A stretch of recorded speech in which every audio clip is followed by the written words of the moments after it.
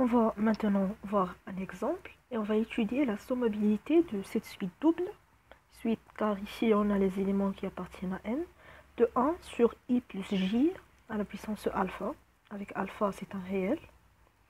Et donc ici j'ai pris une étoile pour éviter le cas donc d'avoir le dénominateur qui est nul. La première des choses c'est que on doit se situer en travail avec un cas où on a cette suite à terme réel positif. Donc on va maintenant appliquer, donc c'est une suite double, on va appliquer donc le théorème. On veut juste étudier la sommabilité. Étudier la sommabilité donc d'une suite double revient à donc voir deux critères. Donc le premier critère, comme on avait vu dans l'autre vidéo, donc on a trois manières et façons de visualiser les choses. Soit on va donc sommer par rapport, fixer par exemple i et sommer par rapport aux colonnes, soit fixer j et sommer par rapport aux lignes, soit on va sommer par rapport à la diagonale. Donc ici on va voir donc les deux méthodes, juste donc à titre d'exemple, mais ici bien évidemment on a i plus j, et dans le cas de la diagonale i plus j égale à n. Donc ça va faciliter les calculs.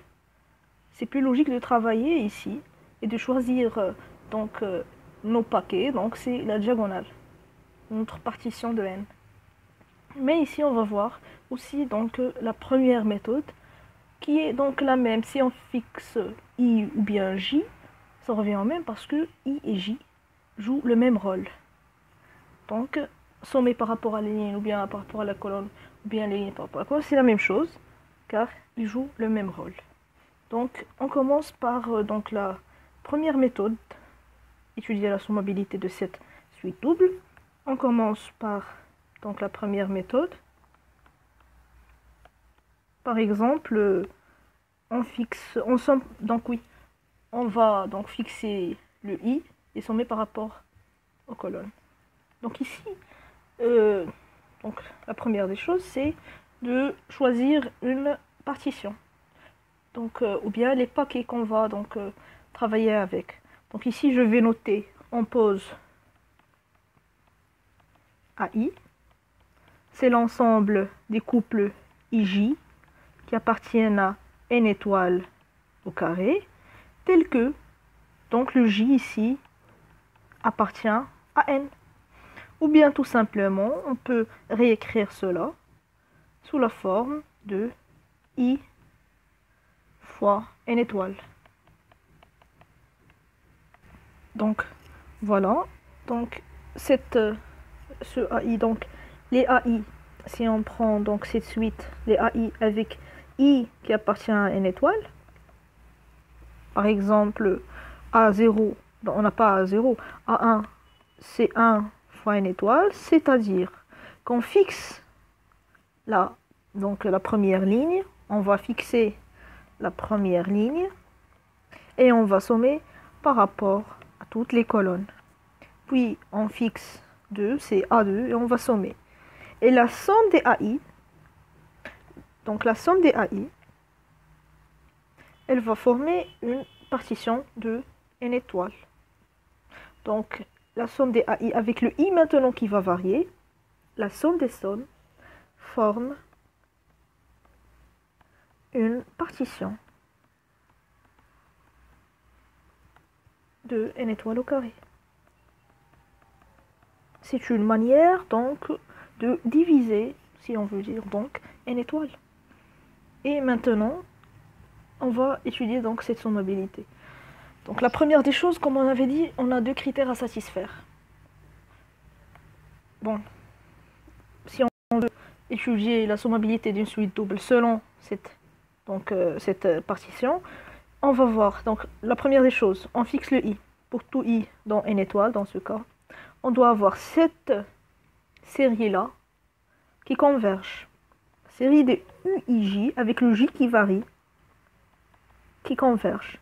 Comme on avait dit, ici on travaille dans le cas, donc la sommabilité avec l'ensemble dont on va indexer cette famille, il est donc n. Et la sommabilité de cette famille revient à étudier la convergence de cette série, de cette famille. Donc la convergence, ça c'est le premier critère à satisfaire. Puis on va avoir la somme des sommes. Et comme on a cette condition qui est vérifiée, on peut donc directement passer à la série de j égale à 1 jusqu'à l'infini, uij. Et ici le i qui appartient à une étoile converge. Si on a la première condition, on va passer à la deuxième. Et si on a ces deux critères qui sont satisfaits, ça y est, on va avoir la sommabilité de cette famille. Donc le calcul, parfois on n'a pas de moyens, parce que ce sont des séries, d'avoir la somme. Donc qu'est-ce qu'on va faire? On va juste confirmer soit elle est convergente ou pas. Parfois on n'a pas de moyens pour expliciter donc cette somme, pour avoir une valeur donc de cette série là. Donc il suffit de vérifier la convergence de cette série. Maintenant la série, bien la suite double qui nous concerne, c'est 1 sur i plus j, le tout à la puissance alpha, avec i et j dans une étoile au carré. Donc, la première des choses, c'est de voir si on fixe i. Donc la première des choses, la première condition, c'est ici. On sait tous que, donc si je dis pour tout i dans l'étoile, la série donc de j qui appartient à une étoile de 1 sur i de j à la puissance alpha. Si ici le j qui varie, le i il est fixe, le j varie, donc cette série c'est une série de Riemann et elle converge si et seulement si alpha est supérieur à 1. Donc cette condition nous donne converge si et seulement si alpha supérieur à 1. C'est une série de Riemann. Donc elle converge si et seulement si alpha supérieur à 1. Maintenant on suppose que alpha est supérieur à 1 et on va aller à la deuxième condition.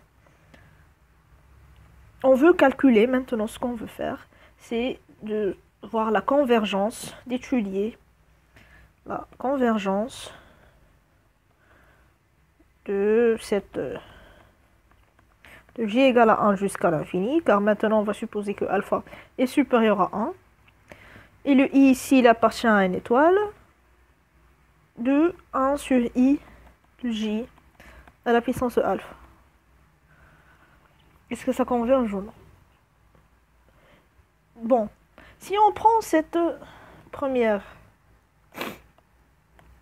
donc cette série-là, qui converge si seulement si alpha supérieur à 1, on peut calculer cette série. Pourquoi? Donc on a, dans ce cas-là, on va voir qu'on peut calculer cette somme, et on va l'injecter ici, et on va trouver la convergence. C'est ce qu'on veut. C'est ce qu'on va faire. Donc on a cette série de j égale à 1 jusqu'à l'infini de 1 sur i plus j, le tout à la puissance alpha. Qu'est-ce qu'on va faire? On va ici effectuer un changement de variable avec le k. Donc un changement de variable pour ici avoir 1 sur k à la puissance alpha. Et donc le k, il va varier de i plus 1 jusqu'à l'infini. C'est un changement de variable. Donc, on a juste effectué un changement de variable, rien de spécial. Cette série-là, elle est à terme positif. Donc, qu'est-ce qu'on peut faire? Il y a beaucoup de critères pour étudier donc, la convergence. Bon, on veut calculer cette somme, on veut donc la calculer d'une manière ou d'une autre. La meilleure façon, c'est de trouver un équivalent simple. Et pour trouver un équivalent simple, donc un équivalent d'une série dont on sait donc calculer ces termes, bon, par exemple, une série géométrique, c'est facile, une série télescopique.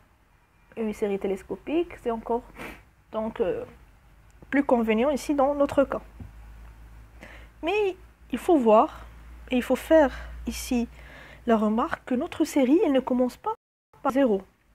Elle commence par i plus 1. Donc, qu'est-ce qu'on va faire? Elle ne commence pas par la chose dont on connaît. Donc, elle ne commence pas par 0. Si elle commençait par 0, donc c'est encore plus facile. Qu'est-ce qu'on va faire? Comme la série elle ne commence pas par 0, donc on a à étudier le reste de cette série. Et on a une proposition dans le cours qui dit que si on a, ici on travaille bien sûr les équivalences, comparaison, la dominance et tout ça, on travaille dans le cas où on a une suite à terme positif. Donc si on a UK qui est équivalent à VK qui est supérieur à 0 bien sûr, et la série des UN convergent, si on a ces deux critères, qu'est-ce qu'on va avoir? Ici, on va comparer les restes. De k égale à n jusqu'à l'infini, TUK, est équivalent à la série des restes k égale à n jusqu'à l'infini, dvk. On ne veut pas aller de 0 jusqu'à l'infini, mais de n jusqu'à l'infini. On va parler des restes.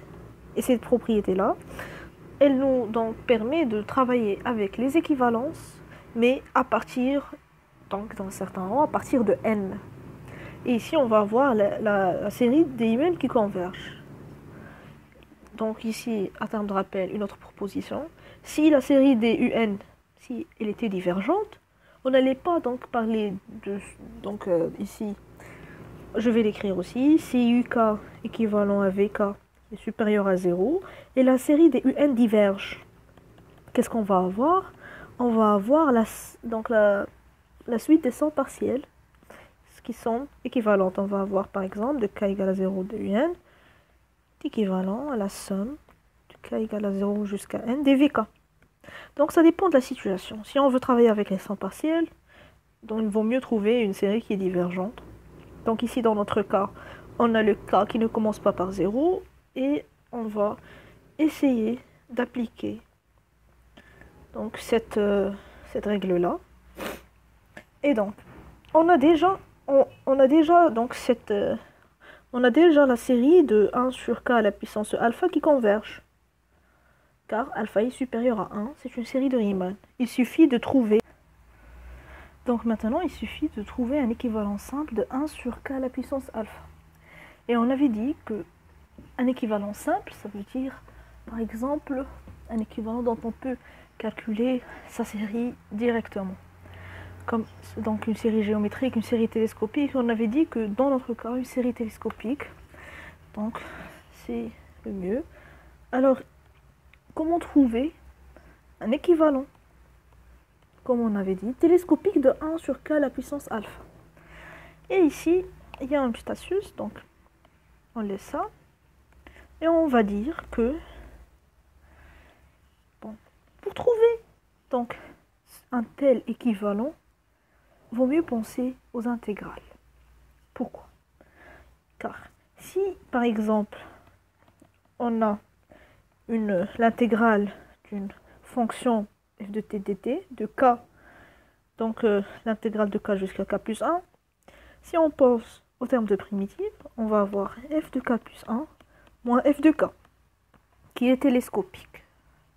Voilà. Et donc, qu'est-ce qu'on va faire? Donc, on considère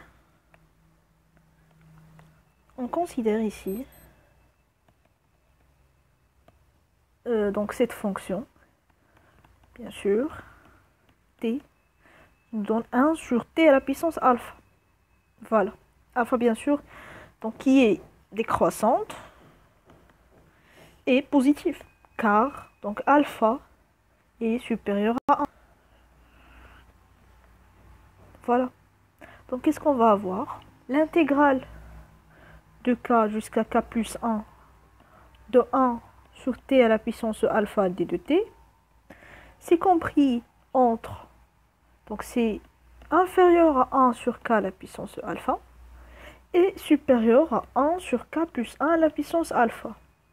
Or, quand k tend vers plus l'infini, 1 sur k à la puissance alpha est équivalent à 1 sur k plus 1 à la puissance alpha. C'est la même chose. Donc, on va avoir 1 sur k à la puissance alpha qui est équivalent à l'intégrale de k jusqu'à k plus 1 de dt sur t à la puissance alpha. Ici qui est positif. Et comme la série de 1 sur k à la puissance alpha, elle est convergente, donc, car, entre parenthèses, alpha supérieur à 1, et n'oublions pas que alpha supérieur à 1, ça découle directement de 1, car alpha est supérieur, donc strictement à 1. Donc maintenant, on peut sommer par sommation des équivalences, on va obtenir, et on applique donc cette méthode-là. Et donc, par sommation d'équivalence, on a le droit, bien sûr, par sommation donc, des équivalences, on obtient la série, donc la somme de k égale à 1, la série des restes de k égale à 1, de k égale à n jusqu'à l'infini, donc de 1 sur k à la puissance alpha, qui est équivalent à la somme de k égale à n jusqu'à l'infini de l'intégrale de k jusqu'à k plus 1 dt t à la puissance de alpha. C'est facile, donc on va donc continuer nos calculs. Donc qu'est-ce qu'on va faire? La somme de k égale à n jusqu'à l'infini. C'est tout simplement, on va remplacer k par n. Et normalement, donc ici, dans le brouillon, donc la somme de k égale à n jusqu'à l'infini de k plus 1, ça commence par n plus 1, plus n plus 1, n plus 2, plus, donc jusqu'à l'infini. Si on utilise ici, donc Chal, ça va nous donner directement l'intégrale de n jusqu'à l'infini de dt sur t à la puissance de alpha. Et bien sûr, on sait calculer cette somme, cette intégrale. Donc, qu'est-ce qu'on va faire? Donc, si on veut réécrire cette intégrale, donc c'est n jusqu'à l'infini de t à la puissance de moins alpha d de t. Calculons donc, ça va nous donner 1 sur 1 moins alpha fois t à la puissance 1 moins alpha. Ça veut dire fois t à la puissance alpha moins 1. Donc, entre l'infini et n. Si on remplace par l'infini, t par l'infini, c'est 1 sur l'infini, c'est 0. Moins, et maintenant on remplace par n. Le moins avec 1 moins alpha, ça va donner 1 sur alpha moins 1. N à la puissance alpha moins 1. Donc, qu'est-ce qu'on a trouvé? On a trouvé un équivalent de cette somme. 1 sur k à la puissance alpha, de k égale à n jusqu'à l'infini. Or, on n'a pas terminé, car qu'est-ce qu'on a ici? Un équivalent qui commence par n. Nous, dans notre exemple, quand on avait calculé tout ça, donc tout ce travail, qu'est-ce qu'on avait? On avait i plus 1. Nous, qu'est-ce qu'on a trouvé? On a trouvé un équivalent de cette somme. Ça, on l'a trouvé. Donc, il nous reste, donc c'est juste par analogie. Donc, au lieu de commencer notre somme par n, on va commencer par i plus 1. Ça, c'était équivalent à 1 sur alpha moins 1 n à la puissance alpha moins 1. On l'a déjà vu. Donc, cette somme-là va être équivalent à 1 sur alpha moins 1. Au lieu de n, on va avoir i plus 1. Alpha moins 1. Et on a trouvé cet équivalent simple. Et donc, qu'est-ce qu'on va faire après? On va faire cette somme-là. Donc, la somme de cette série, est-ce qu'elle est convergente ou pas? On a trouvé donc un équivalent de cette somme. Il nous reste à savoir maintenant, est-ce que donc, la sommation sur cette série-là, est-ce qu'elle est convergente? Voilà donc les résultats. Donc, qu'est-ce qu'on a? On va donc écrire ce qu'on a. Donc, on a la somme de j égale à 1 jusqu'à l'infini de i plus j à la puissance alpha. On avait effectué un changement de variable. Ça commençait de i plus 1 jusqu'à alpha de 1 sur k puissance alpha. Ça, c'est équivalent à 1 sur alpha moins 1, i plus 1 à la puissance alpha moins 1. Maintenant, d'où donc la somme de i dans n étoile 2, la somme de j égale à 1 jusqu'à l'infini, de 1 de i plus j à la puissance alpha. Elles convergent si et seulement si cette série, donc la somme de cette série converge si et seulement si la somme de i dans n étoile de 1 sur alpha moins 1, i plus 1, alpha moins 1 converge. Et cette somme, c'est une somme de Riemann. Donc, pour encore voir, on a toujours donc dans l'infini 1 sur i plus 1 qui est équivalent à 1 sur i, le tout à la puissance alpha moins 1, le tout à la puissance alpha moins 1. C'est le Riemann. Donc, elles convergent. Une autre fois, on est tombé sur une série de Riemann. Pardon. Si et seulement si, alpha moins 1 est supérieur à 1. Ça dépend juste de i. Donc, en fin de compte, ça converge si et seulement si alpha est supérieur à 2. Et comme ça, on a étudié la sommabilité de cette famille. Donc, notre conclusion, la conclusion, c'est que, conclusion, 1 sur i plus j à la puissance alpha avec i et j dans n étoile le tout au carré est sommable si et seulement si alpha est supérieur à 2. Tout ce travail-là pour aboutir à ce résultat. Mais en fin de compte, on se demande, est-ce qu'on a trouvé une valeur de cette suite double? Non, on a juste étudié la sommabilité. Donc maintenant, avec la deuxième méthode, on va voir qu'on peut calculer et donc trouver une valeur de cette somme. La deuxième méthode étant donc sommation suivant la diagonale.